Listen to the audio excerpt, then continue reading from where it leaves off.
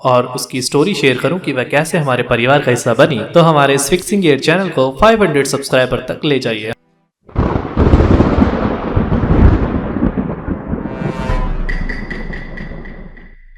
राजदूत सन 1960 जो कि दौर था जावा और बुलेट जैसी मोटरसाइकिल्स का, जिस समय में 250 सीसी से नीचे कोई मोटरसाइकिल्स उपलब्ध नहीं थी। भारत की सड़कें इन बाइक्स के लिए थोड़ी कम साबित हुई। उस समय में आम इंसान को जरूरत थी एक लो मेंटेनेंस और वजन में कम और माइलेज में ज्यादा बेहतरीन और भारत की सड़कों पर अच्छा परफॉर्मेंस दे सके इस तरह की मोटरसाइकिल की। सन 1962 में एक ट्रैक्टर और फार्म के इक्विपमेंट बनाने वाली कंपनी एस्कॉर्ट्स ने राजदूत को भारत के मार्केट में लॉन्च किया। राजदूत एक पॉलिश मोटरसाइकिल है जिसका model SHL M11 175 CC Poland में था, जिसका नाम बदलकर भारत में राजदूत रख लॉन्च किया गया। वजन में हल्की और लो मेंटेनेंस के साथ बहुत ही बेहतरीन सस्पेंशन टेक्नोलॉजी के साथ यह गांव और शहर दोनों तरह की सड़कों पर चलने में सक्षम थी। अगर राजदूत के स्पेसिफिकेशंस की बात करें तो 173 CC single cylinder 2 stroke air cooled engine जो कि माइक कार्बोरेटर सिस्टम के साथ आया करती थी, जिसकी 9 bhp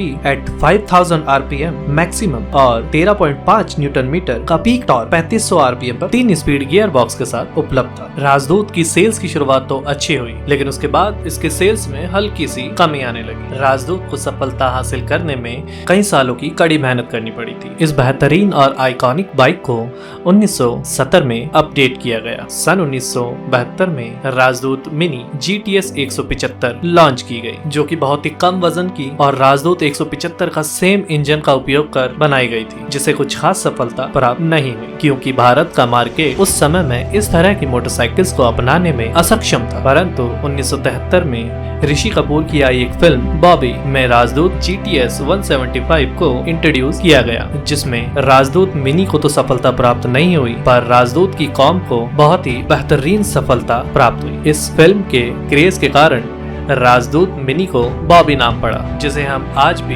बॉबी राजदूत के नाम से जानते हैं, और इसके साथ ही लोगों में राजदूत को खरीदने का जोश उत्पन्न हुआ। 1973 का ही वह समय था जब स्कूटर इंडिया और बजाज के स्कूटर्स मार्केट में युवाओं में बहुत ही प्रशंसनीय थे। यह बहुत ही कम लोगों को पता है कि राजदूत ने 175 सीसी का इंजन व राजदूत बॉबी के व्हील रिम लगाकर रन अबाउट नामक एक स्कूटर मार्केट में लॉन्च किया। लोगों को ये स्कूटर कुछ खास पसंद नहीं आया, जिसके चलते राजदूत ने राजदूत रन अबाउट का प्रोडक्शन बंद किया। राजदूत 175 इतनी बेहतरीन मोटरसाइकिल थी कि भारत सरकार ने भारत की सड़कों को देखते हुए एग्रीकल्चर ऑफिसर्स को यह मोटरसाइकिल दी। यहाँ तक कि ये भी कहा जाता है कि राजदूत ने एक समय के लिए रॉयल एनफील्ड को भी पीछे छोड़ दिया था। अगर हम 90s के बचपन की बात करें तो दूध वाले के घर तक आ जाने से पहले ही उसकी गाड़ी की आवाज घर तक आया करती थी, क्योंकि राजदूत दूध वाला, किसान और आम आदमियों में बहुत ही प्रसिद्ध मोटरसाइकिल बनी। भले ही ये मोटरसाइकिल ज्यादा सफलता हासिल नहीं कर पाई, पर इस मोटरसाइकिल ने हम सब के दिलों पर राज किया। सन 1983 में यह मोटरसाइकिल ओल्ड फैशन होने लगी थी। तब सन 1985 में एस्कॉर्ट ग्रुप ने जापानीज कंपनी यामाहा के साथ कोलैब कर RX100 लॉन्च की, जो कि यामाहा की बेस्ट सेलिंग मोटरसाइकिल बनी। सन 1990 में जापानीज कंपनी यामाहा, TVS और अदर ब्रांड्स राजदूत एस्कॉर्ट को खतरे के निशान तक ले आए थे। भारतीय मार्केट 4 स्ट्रोक इंजन का दीवाना होने लगा था, जिस समय में हीरो होंडा, TVS और ऐसी ही बेहतरीन टेक्नोलॉजी वाली बाइक्स मार्केट में आ चुकी थी। इन्हीं सब के साथ मुकाबला करने के लिए राजदूत ने राजदूत 175 XLT मॉडल लॉन्च किया, जिसकी बॉडी पर काफी काम किया गया और मार्केट के डिमांड के हिसाब से इसे एक फैशनेबल लुक दिया गया। परंतु उसी समय में हीरो होंडा सिटी 100 और स्प्लेंडर जैसी मोटरसाइकिल्स ने मार्केट में आकर सब बदल दिया। अब शहरों के लोग हीरो होंडा को ज्यादा प्रेफरेंस देने लगे। इसी सेम समय में लॉन्च की गई हीरो होंडा स्प्लेंडर के इतिहास के बारे में अगर आपको जानना है तो उसका लिंक आई बटन में दिया गया है। और सेम समय में सुजुकी मैक्स 100 ने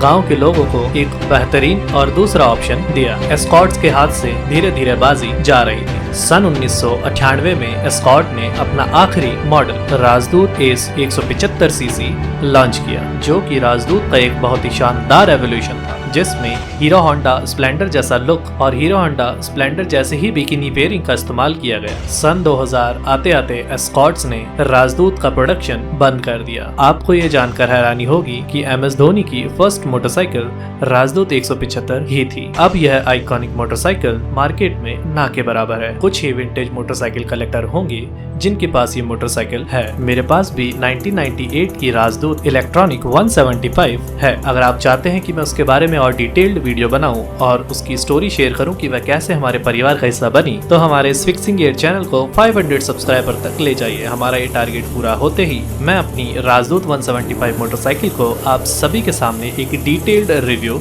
करूंगा, जो कि बहुत ही बेहतरीन तरीके से मॉडिफाई की हुई है। आपका बहुमूल्य समय देने के लिए धन्यवाद। अगर आपको हमारा ये वीडियो पसंद आया तो हमारे फिक्सिंग गियर चैनल को सब्सक्राइब करें और इस वीडियो को लाइक कर शेयर करना ना भूलें। Thank you for watching.